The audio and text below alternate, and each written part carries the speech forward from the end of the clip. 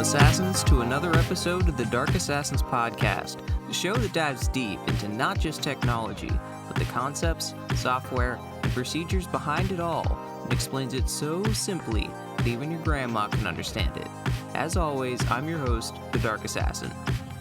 Welcome back to another weekend, my fellow assassins. I'm not sure about you, but I had quite the busy week, as you will hear in this episode. And one thing that many of you that have been listening for a while are probably well aware of is I am a pretty big fan of Ansible, which is a tool that you can use to automate a bunch of different stuff, infrastructure-wise, deploy code, compile code across systems, manage systems, update systems. There's a ton of stuff you can do, and I was neck deep, I guess, in Ansible stuff this week, and this is a perfect segue into this week's trivia question, which is about Ansible. So this week's trivia question is: Ansible was originally, or is currently owned by Red Hat and was created back in 2012. But who was the original creator? So who is the original creator of Ansible is this week's trivia question. Now, before we get into the cybersecurity tip, on the topic of cybersecurity, back in the beginning of July, there was a breach in some Microsoft servers that basically led to the leaking of some emails from various U.S. government organizations, and there was a hearing or something to do with the Senate asking questions not too long ago. And one thing that I'm not going to say it's funny, but it kind of is, in the ironic sense that it's quite ironic, that the senator in question here, Ron Wyden, Democrat from Oregon, I think, was basically asking into this, which, props to him, asking, like, why did this happen? Microsoft, how did you let this happen? How did, this Chinese-backed hacking group that, gained access to the email accounts of the various government agencies, how did they get access to this? Microsoft might want to answer some questions here. So props to him for that. But the thing that's interesting is, according to him, he alleges that Microsoft likely failed to store their, quote, high-value encryption keys in a secure place. Now, the thing that's kind of interesting about this is, in a way, it's like Microsoft had a built-in backdoor to their encryption so that they could, decrypt the stuff that they want to decrypt. And in an ironic twist here, it is kind of funny in the sense that, governments, not just in the U.S., but across the globe, want to basically put in backdoors to encryption to essentially spy on, their citizens and gather all kinds of data, for the sole purpose of keeping everybody safe. Yeah, we've heard that one before. But the funny thing is, right, they want to put in these, backdoors to encryption. We talked, a couple weeks ago on the podcast about the UK, demanding that companies put, backdoors into their encryption, and companies are being like, well, if you want us to do this, we're just going to pull out of your country. So in an ironic twist here, it is a little amusing that once the backdoor of encryption negatively affects you, now you get mad that there's backdoors to encryption. So I found that a little bit ironic. But so my real question is where you been, bud? And I guess you finally woke up and smelled the coffee that all of us have been drinking for quite a long time now, because we all know that putting backdoors into encryption is just asking for problems, as seen by your government emails being stolen by China or a Chinese-based hacker group. So obviously, putting backdoors into encryption will not be used solely by the good guys. If you put a backdoor into something, people are going to find it. So that's one of the many reasons why you do not want to put backdoors into encryption. And props to the senator from Oregon there that was asking Microsoft some questions about that. And hopefully this is a wake-up call for people that we should not have backdoors in our encryption. And with that, I think that is a good transition into this week's cybersecurity tip.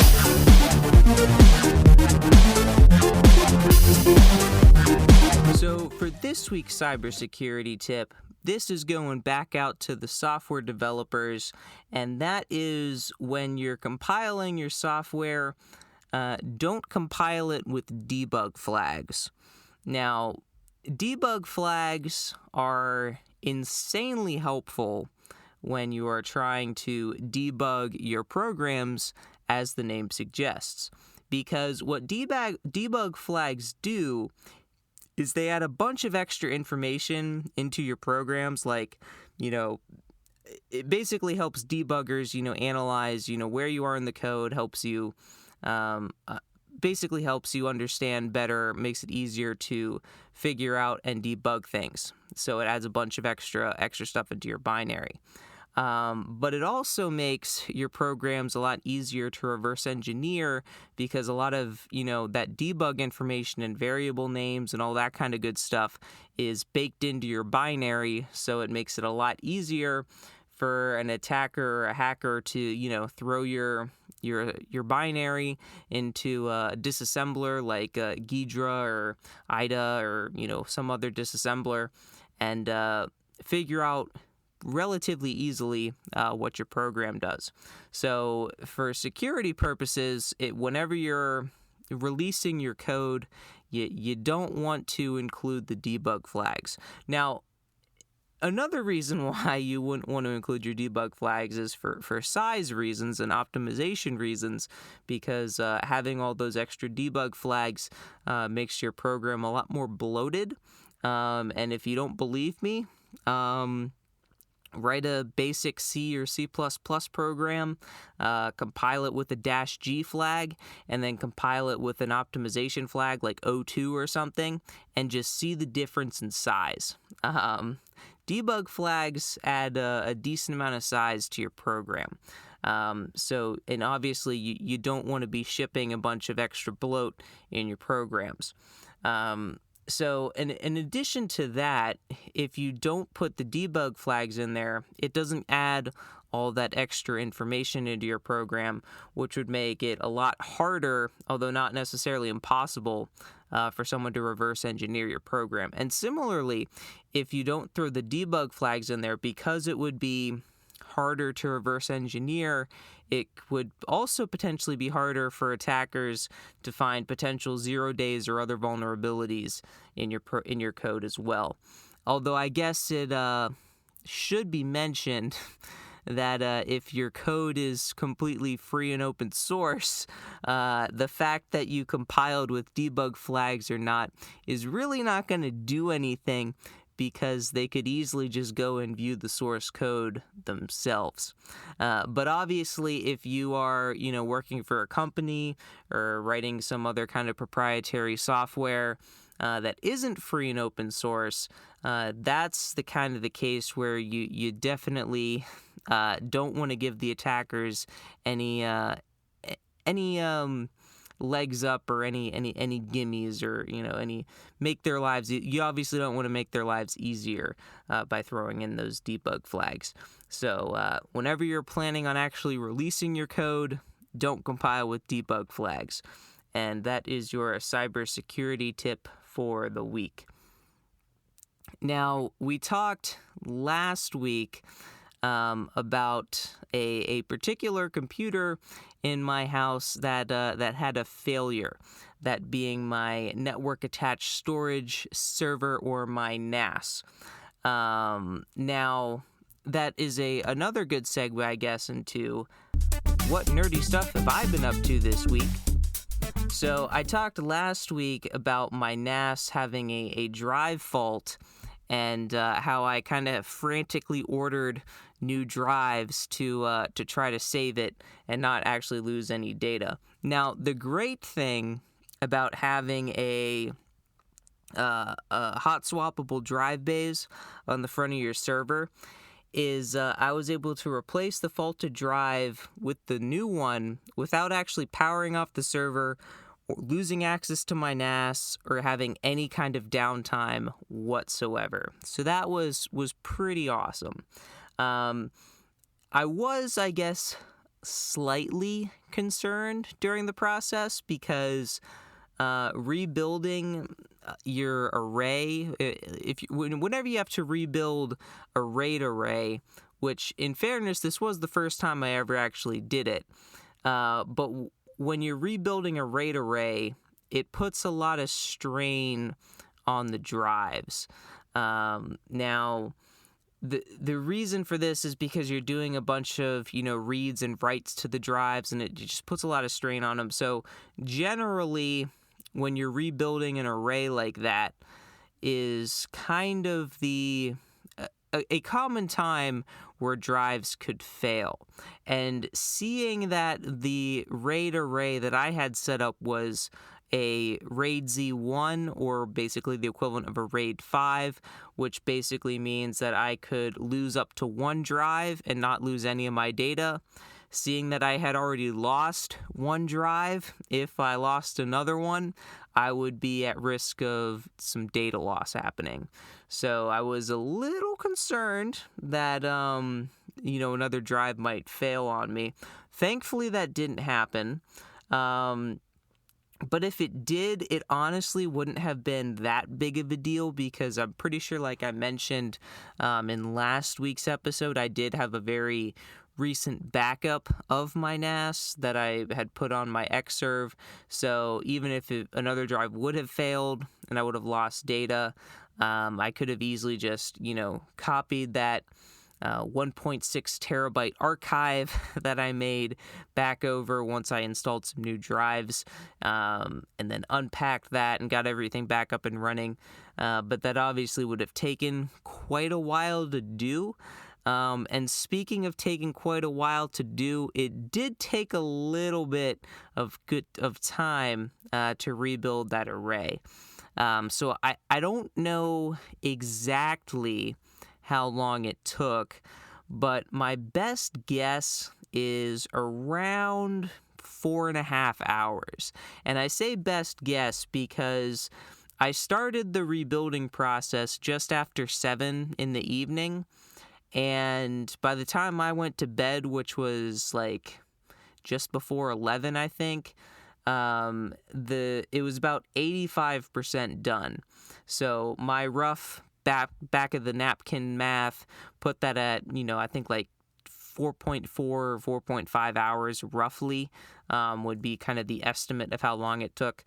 So sometime after I had went to bed, it finished. But when I woke up the next morning, everything was good. My pool was happy and everything was good, and it made me feel a lot better that I got that and everything was working. Now, it potentially could have been faster if I left the failed drive in there, because there's a chance that it could have been able to pull some of the data off of that drive, even though it had faulted, and maybe sped up the process a little bit, rather than having to scrape through the two drives that were still good and recalculate all this stuff with the parity data that's baked into the array and rebuild it that way. So potentially I made it take longer by fully removing that drive, but at the end of the day, it still worked, and my NAS is back up and running, and everything's good. So I'm not too concerned, and I don't really care too much. But if/when another drive fails, might be something that I try out. But my pool, which if you're unfamiliar with how TrueNAS works, which is what I'm using as my NAS software, so they have basically what's called they have a pool and they have VDEVs.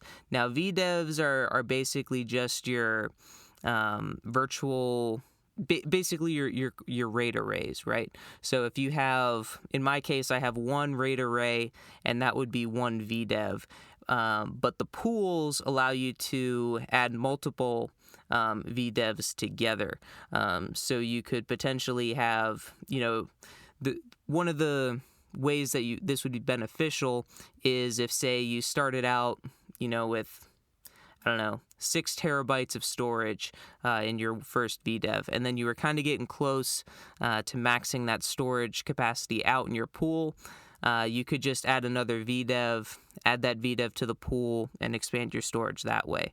There is some benefit to having a pool like that. Plus, another benefit to adding multiple VDEVs to a single pool would be that you can have even more redundancy.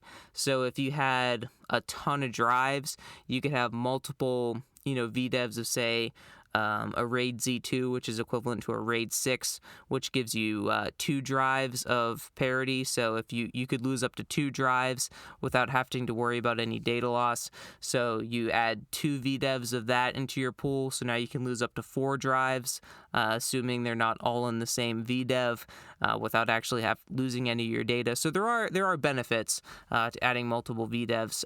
But my pool is now happy and green now that I replaced the drive, so crisis averted. And also, as a callback to last week's episode, I was kind of lying to you guys, because last week the cybersecurity tip was that you should harden your SSH servers by not allowing password login. And at the same time, basically, almost all of my servers at my house had password login enabled. So I was kind of being a little bit of a hypocrite there. But I fixed that and actually followed my own advice and went through and disabled password-based login, and now it's only SSH key-based login, so improving my security there. Now, one thing that I did have to figure out was, how was I going to do this for all of the servers that I run in my home lab, which, mind you, I basically had to do this for probably close to 20-ish, give or take, servers. So it's not, obviously, you're not going to catch me logging into each server and going through the process of modifying the SSHD config file in order to make it to disable, both root access and password-based login access, so you could only, sign in with an SSH key. Obviously, you're not going to catch me doing that. Now, I could have, and I did, write a script to, automate that process for me. But again, that means I would have had to log in to each server, run the script, and that would have just been too much of a pain. So obviously, I went the natural route that I would go, which is I used said batch script to accomplish the task of updating the SSHD config file to disable password and root-based logins, and used Ansible to automate all of that for me, and boy, was it glorious.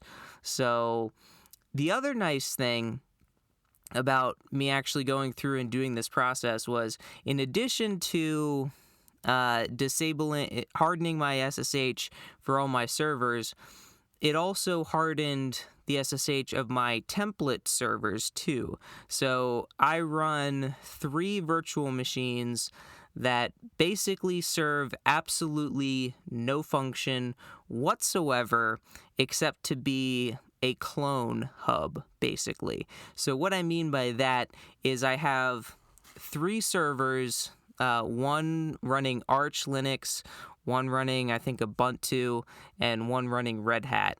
And basically the whole point of them is to be the most basic version of an install possible that I just periodically update with my update script.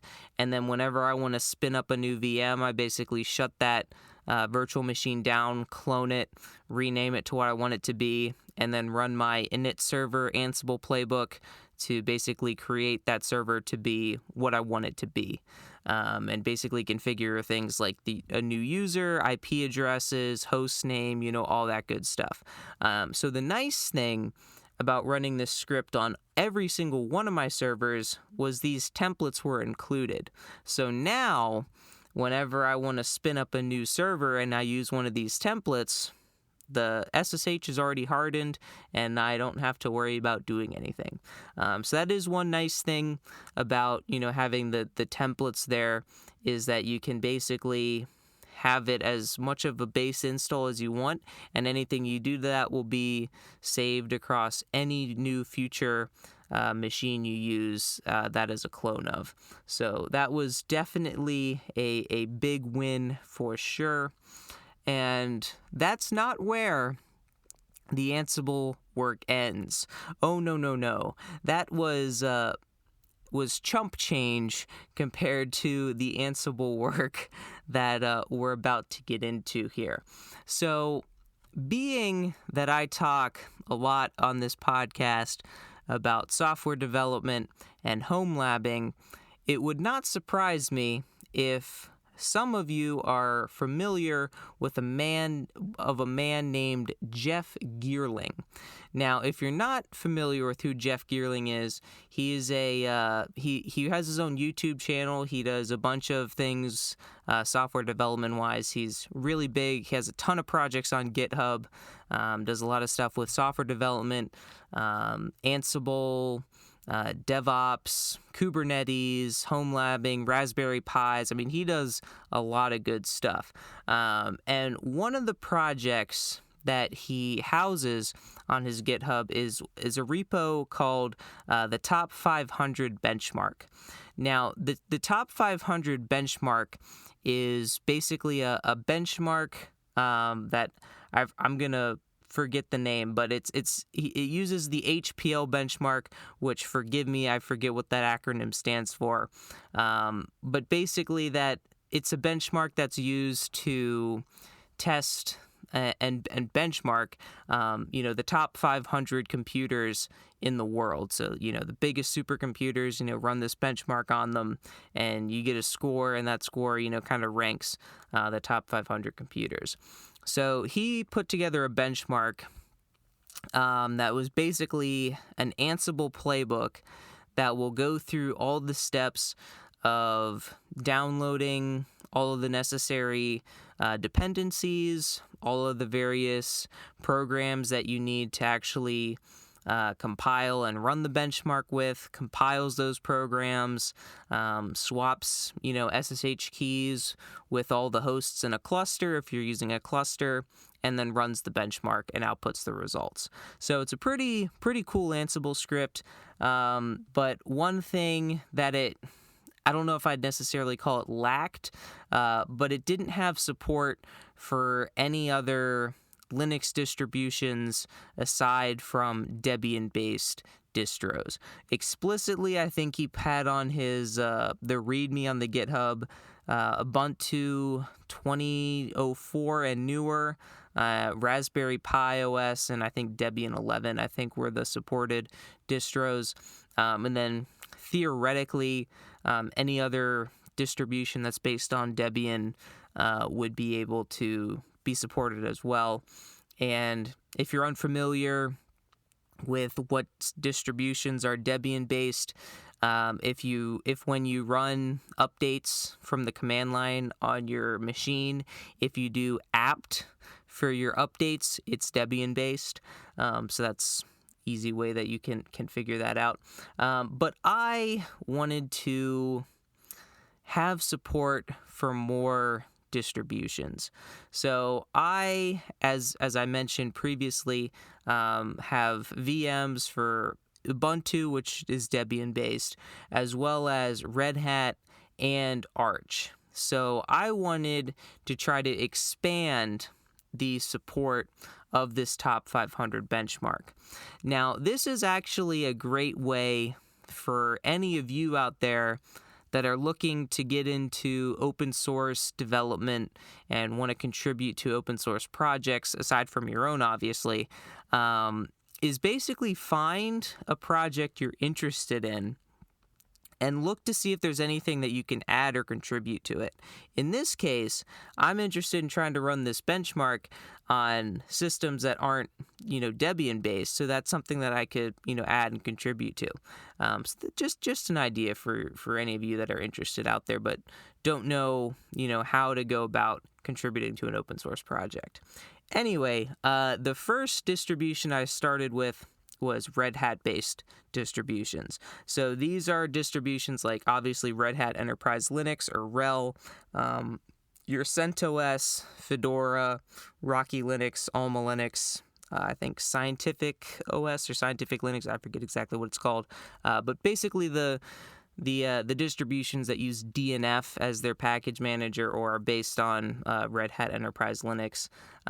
So in order to get this distribution family working, it took a little bit of extra effort. Now, obviously, the dependencies were going to be different because the names of packages aren't the same between Debian-based distros and Red Hat-based distros. So in the case of Ubuntu or Debian, you have for your installing of like the development tools, for example, you would install Build Essential is kind of your main development tools that has like your GCC, G++, basically your C and C++ compilers and some other things as well. But in Red Hat-based distros, they do not have that package base devel or Build Essentials. Base devel is the Arch version. So they don't have that, so I basically had to find the equivalents, which really wasn't that hard to do. Basically installed the development tools group as well as GCC Fortran. I think the Debian-based version, I think it's just G-Fortran, and the RHEL-based version is GCC Fortran. So it's just, the thing is they're like really subtle differences in the naming sometimes between various Linux distros, which can sometimes get annoying when you hop between them fairly frequently. Trying to remember which specific wording of the package that you have to install is. So that was hurdle number one, but honestly, that really wasn't much of a hurdle at all. That was pretty simple to do. One weird quirk that I did run into, though, was when I was testing. So I first started out testing Red Hat, and that worked fine. And then I tried testing Fedora, and it got mad at me for not having G++ installed, or the C++ compiler. And I was like, what the heck? I installed the development tools package. It works fine on Red Hat. Why doesn't it work on Fedora? And it also happened to work on Rocky Linux too. And I was like, what the heck is this? Fedora, what are you doing? So for whatever reason, Fedora just, I guess, didn't install the C++ compiler with the development tools package for some reason. Now, I guess there's a chance it could be that I used Fedora Server rather than just, basic Fedora, like the desktop version of it.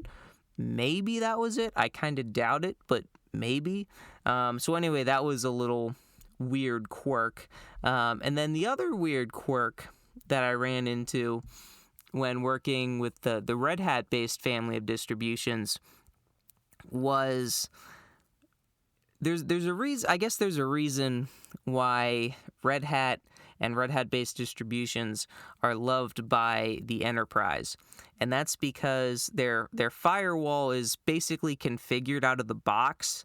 In other words, you basically can't access anything on it unless you manually enable it. Aside from like SSH, I think SSH is pretty much enabled out of the box. But if you want to like run a web server, or you want to run any other kind of server that you would need to access, a port on, you pretty much have to go into the firewall settings and enable that. And the way I found this out was I ran a Red Hat version by itself, and it worked fine. And then I tried to cluster a couple of them together, and the benchmark just decided to hang. And I didn't know why it was hanging, and then I figured it probably had something to do with the firewall.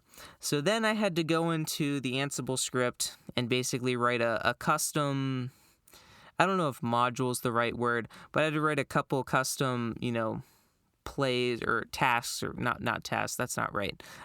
Instructions basically to configure the firewall appropriately so the Red Hat firewall was, allowing all the nodes in the cluster to be able to communicate with it. So I had to do some firewall configuration with Ansible, and it's like I'm a cybersecurity guy or something.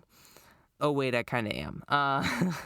But yeah, so that was a little fun having to go through and manually configure the firewalls. And one thing I did do, I don't know if I necessarily needed to do this, was once the benchmark ended, I basically removed the changes I made to the firewall, basically just on the off chance that you wanted to be running this on some kind of like production-based system, which I'm not sure why you'd want to, but basically if you already had firewall rules configured, I didn't want to mess with those at all. So basically what I ended up doing was creating a completely separate zone in the firewall settings specifically for this benchmark, which on the one hand actually made it a lot easier because I could literally just delete that zone and the firewall will be back to the way it was before I started adding things to it. So in that way, it did kind of make things easier. But yeah, that was fun. Honestly, I probably just could have left it in there. But then again, on the other hand, that does technically pose a security threat potentially.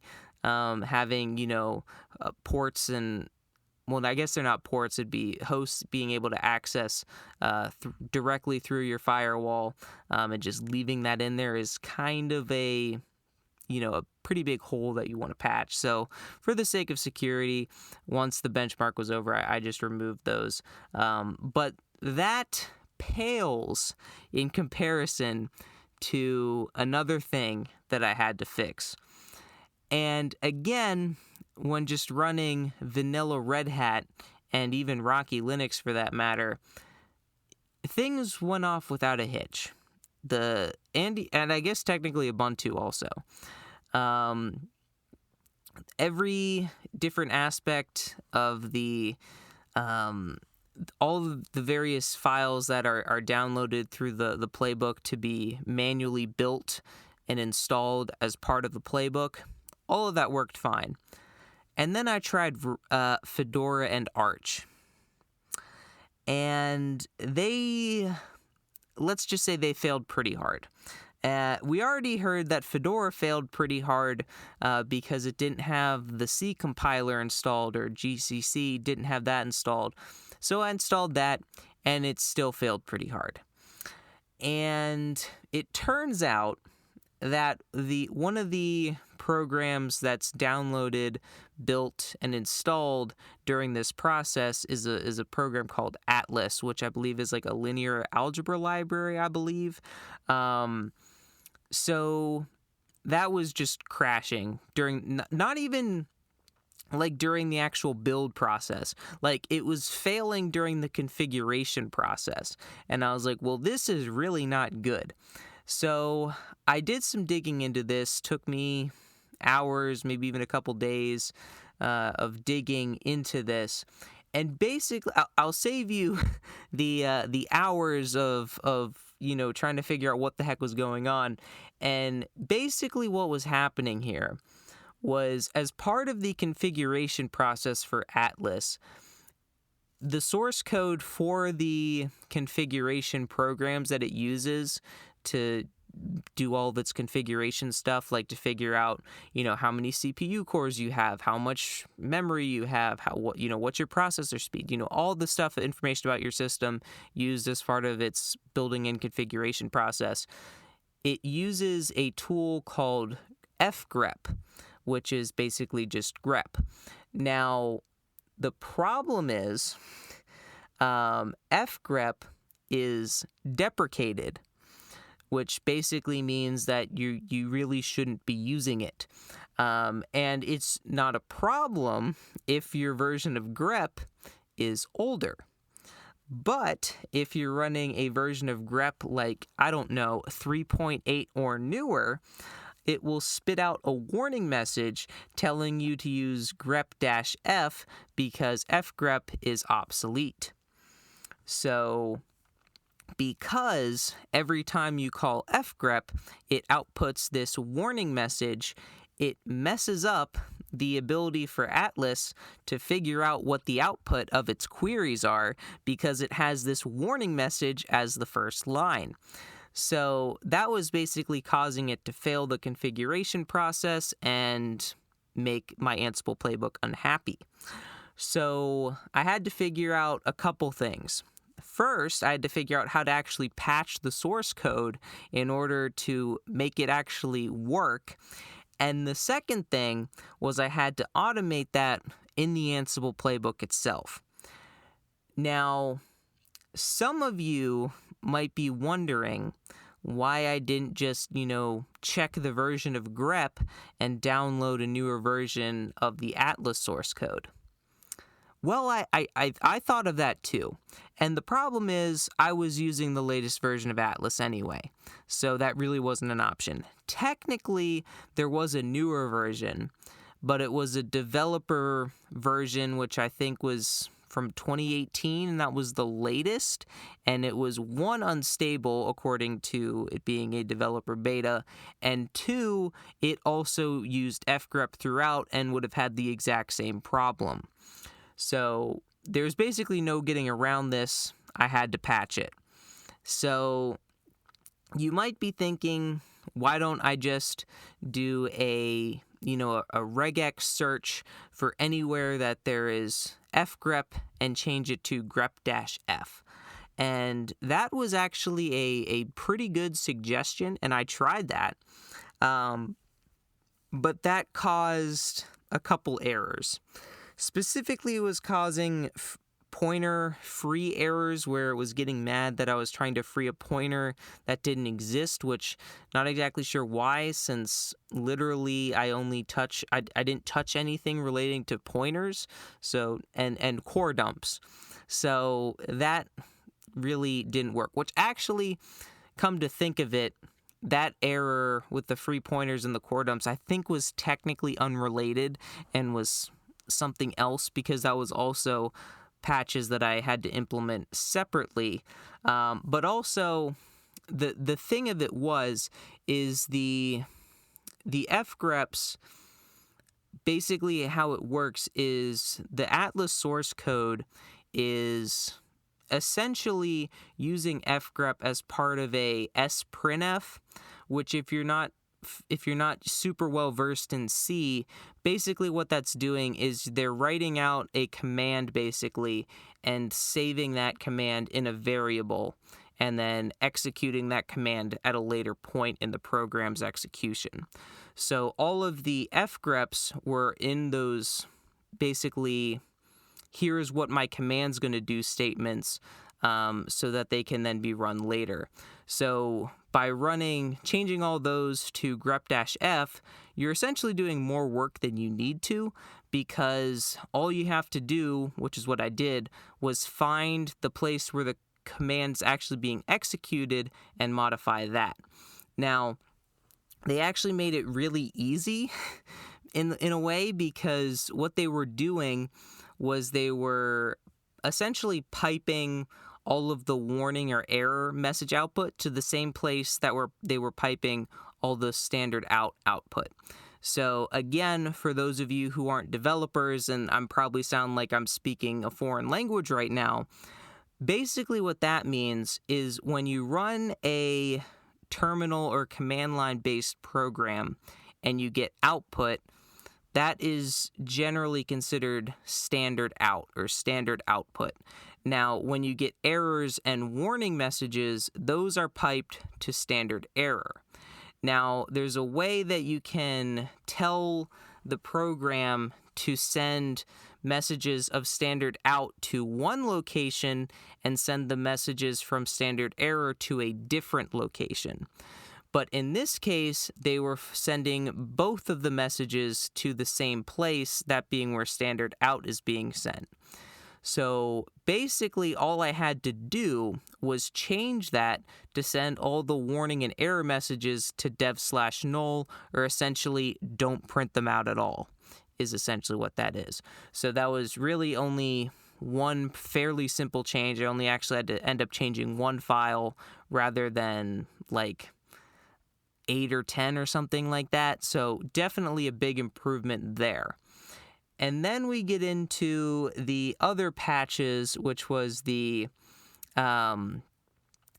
pointer failure and the core dump. Now, honestly, I still am not entirely sure how the patch that I made works, because literally all I'm doing is calling a print statement with a new line, and that fixed the issue. And I'm really not sure why, because I really don't know. The only thing I can think of is like maybe something wasn't getting flushed properly, and printing out the new line is like flushing I have no idea, but it works, so I'm really not complaining. And seeing that I was up to my usual tricks and up till like 3:30 in the morning trying to hack at this and try to get it to work, when I finally actually got it to work, which honestly, I can't even remember if I got it to work that night or if I got it to work the next day or whatever. I don't remember. Probably because I was up till 3:30 in the morning. But when I did finally get it working across, the systems that was having the issue, I was just happy it was working and it was implemented in the Ansible playbook. Now, I guess one thing that I should note is when I say I was up to 3:30 in the morning, there's probably some people out there that are like, man, you're up till 3:30 in the morning? Man, I get up like... I'll be up in like a half hour. I'll be up in like an hour and a half or something like that. And then you have other people on the other side. They're like, it was only 3:30 in the morning. Man, I'm still going strong at 3:30 in the morning. So, but anyway, for me, that was pretty darn late. So needless to say, I was quite tired. But thankfully, unlike the last time I pulled one of these stubbornness, I'm going to keep hacking at this until I get it to work things, I did not have to work the next day, so I was actually able to, sleep in and not, only get like a couple hours of sleep. So that was pretty nice. Now, so that was basically the saga that I had to go through for Red Hat-based systems. Now, the Atlas patching obviously still had to apply to Arch-based systems because Arch-based systems are essentially the bleeding edge, so everything's super new. So the Atlas source patching had to apply there because the version of grep they're using is, basically the newest that it can be.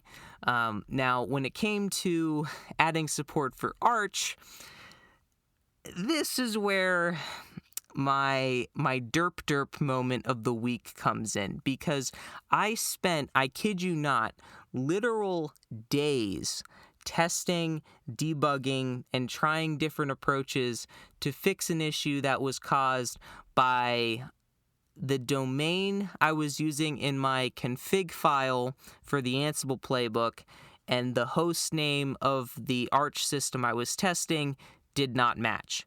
I kid you not, that was the error that took me days to figure out.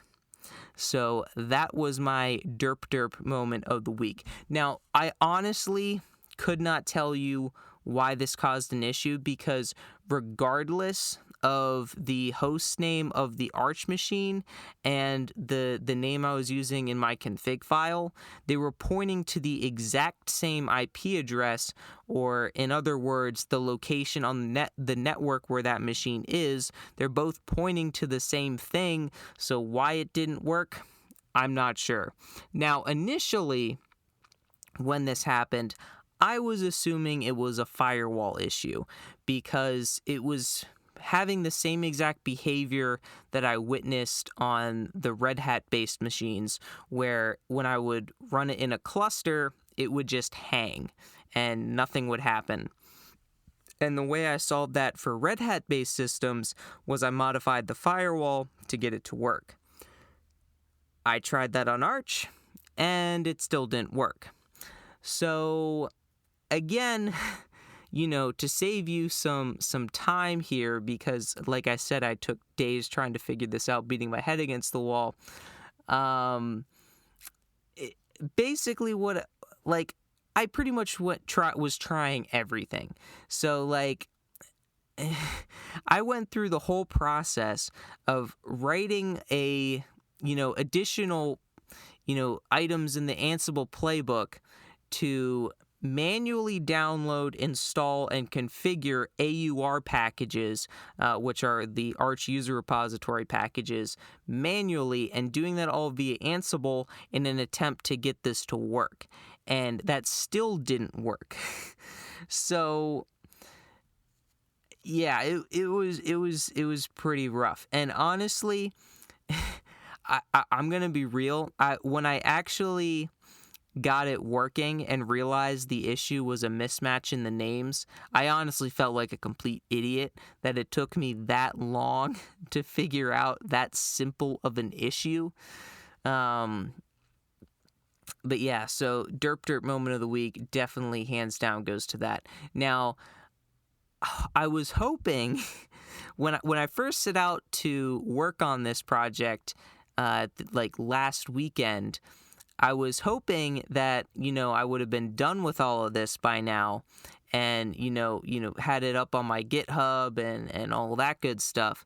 But because of the delays, specifically for Arch, like I said, taking days to figure out, because I can't do domain names, I guess,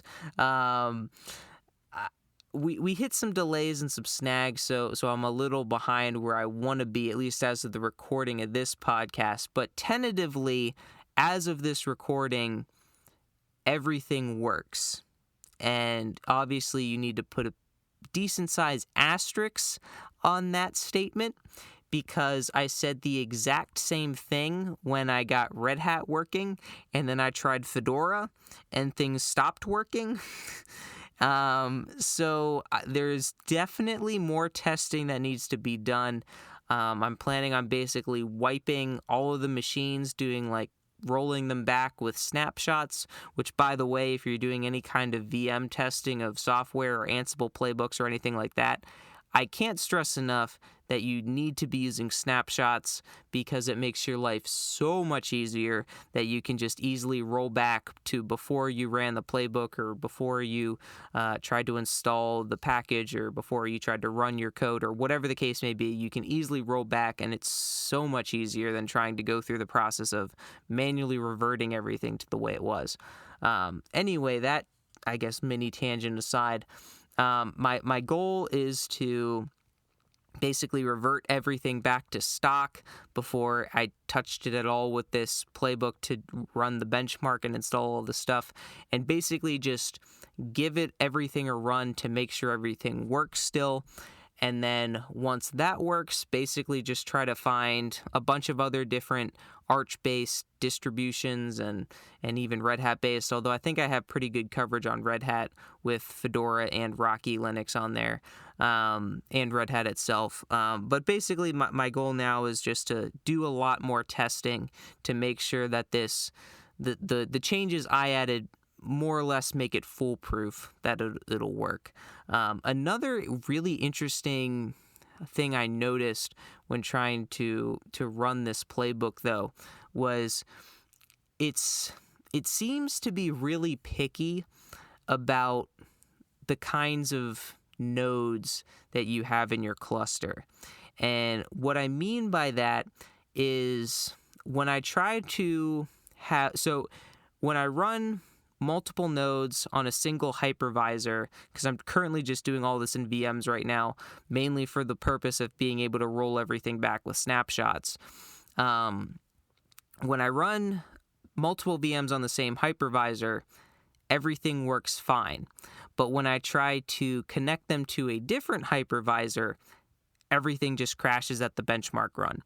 And what I narrowed this down to is your CPUs have to be very similar. I'm not sure if it's like the generation of CPU or if it's the clock speed or what have you, but basically the chips that you're using, the CPUs have to be, I don't know if they necessarily have to be the same, but they have to be very, very similar in order for it to work. So that was one kind of weird quirk that I ran into when testing this, because honestly, I thought I messed something up, but it turns out I didn't. So that kind of made me happy that it wasn't my fault. But anyway, hopefully by the time this episode actually airs or shortly thereafter, I'll have the updated versions to Jeff Geerling's playbook up on my GitHub as a fork of his repo. That's my hope anyway. We'll see how the rest of the testing goes and whatnot. And part of me is kind of wanting to submit a merge slash pull request when I'm actually done with all this and get everything kind of finalized, and get these changes actually merged into his main repository, so it'll have support for Arch and Red Hat based systems, which I honestly think would be kind of cool. But I still haven't fully decided yet if I want to do that or just keep it as a fork on my own GitHub. But I think, I don't know, part of me kind of now is kind of leaning towards just do it anyway, because, it doesn't hurt to ask, right? And that would be kind of cool, I think, to contribute to an open source project like that, which I say contribute to an open source project, but I'm pretty sure he's technically the only person that's actually pushed changes to that repo. I don't think anyone else has, so that would be kind of cool to be another contributor on that, I think. But regardless, I will definitely be providing updates on how this goes next week, so you'll definitely want to tune in next week to hear about that, how all that process went. If I do end up deciding, which I guess I'm kind of leaning towards at this point, going through the process of putting a pull request in to try to see if I can get my changes I make merged into his main repository, kind of giving you some insight on what that kind of process is like. So I guess what I'm saying is you should definitely keep an eye on possibly my GitHub, but definitely Jeff Geerling's GitHub, since maybe there's a chance that you might see your boy pop up on Jeff Geerling's GitHub. But who's to say? At the end of the day, right, it's his repo, so if he wants to include my changes, he can, or he can just say, no, I don't want to include your changes, be gone. That's totally cool too. Part of me thinks that there is a chance that he would say no, just because I'm including support for Red Hat based distributions, and I know he was definitely very against we talked a couple weeks ago, Red Hat's decision to basically not close source their software and their operating system, but essentially put it behind a paywall. He was obviously very against that, and to be quite honest with you, I mean, I'm not a fan of it either. But I think because the Red Hat-based family of distros also includes things like Rocky Linux and Fedora and Alma Linux and, other distros that aren't, doing Red Hat things, I think there might be a chance that he might accept it. Plus, the patch that I added for Atlas, I think is definitely going to creep up as, the versions of Ubuntu with the LTS kernels get updated. So, like, currently the latest version of the LTS Ubuntu 22.04, the version of grep in there, I believe, is 3.7, so it's still fine. It's not going to get the angry warning message, but I'm assuming when they come out with their new release, which I guess will be 24.04 sometime next year, I'm assuming it'll have a newer version of grep that will have this same issue. So I'm hoping that the merge request would be accepted and whatnot, but I guess we'll have to see. Like I said, at the end of the day, it's his repo. He can do whatever he wants. If he wants to deny it, he's more than in his right to do so. But, we'll just have to wait and see, and definitely keep an eye on GitHub. Now, we talked in this episode quite a bit about Ansible, pretty much the entire, well, I guess technically not the entire episode, but even the parts where we were talking about, C code specifically, it was in relation to Ansible because I was using Ansible to update the C code through patches and whatnot. But I think that is a good transition into our trivia question for this week, which was also about Ansible. So Ansible, which is currently owned by Red Hat, was created back in 2012, but who was the original creator? Now, if you said Michael DeHaan, you are correct. So congratulations to those of you who are even more knowledgeable about Ansible than I am, because I didn't know that before doing the research for this episode, specifically for that trivia question.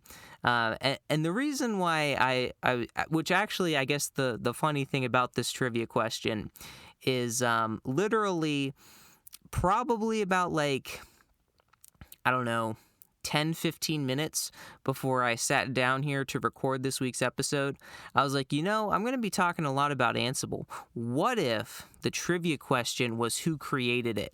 And quite honestly, I thought that was going to be, or actually, my original thought was what year was it initially released? And then I realized that Red Hat wasn't actually the original creator of Ansible, and I was like, oh, I didn't know that, because I just assumed that Red Hat was the original creator, but they're obviously not. So I figured, hey, that'd be a pretty good trivia question. Really tie everything together this week. So yeah, everything from this episode was kind of a round robin, covering all of our bases, right? We got some cybersecurity stuff in there. We got some programming information in there, how, different parts of code works, automation and home labbing with Ansible. I mean, we kind of covered the gambit here. So I think that is a definitely a good, well-rounded episode, I think. And definitely be sure to tune in next week as I guess this saga or journey continues with the top 500 benchmark updates, and me potentially trying to see if I can't get my changes merged into Jeff's repo on his GitHub. So you'll definitely want to tune in next week for that. But as far as this week, if you enjoyed this episode, I ask that you leave it a rating and review and subscribe to the Dark Assassins podcast if you haven't done so already. And also be sure to share this episode with a friend or family member. And if you have any questions about this week's episode, or if you have any comments or topic ideas for future episodes, feel free to shoot me an email at contact@darkassassinsinc.com. There is a link down in the show notes below for that. And that's going to do it for me in this episode of the Dark Assassins podcast. Until next time, my fellow assassins, remember, bool nothing equals true. If action not equal to null, return true. I'll see you next time on the Dark Assassins podcast.